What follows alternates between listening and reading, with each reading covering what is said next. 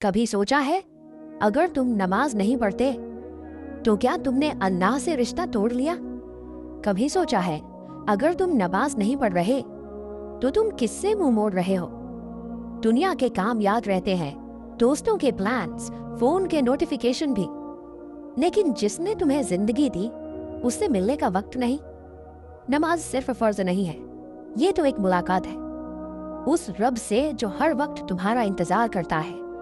हर सजदा एक मौका है अपने दर्द को कहने का जो किसी और से नहीं कह सकते। हर रुकू, हर दुआ अपने टूटे हुए दिल को उसके हवाले करने का जरिया है।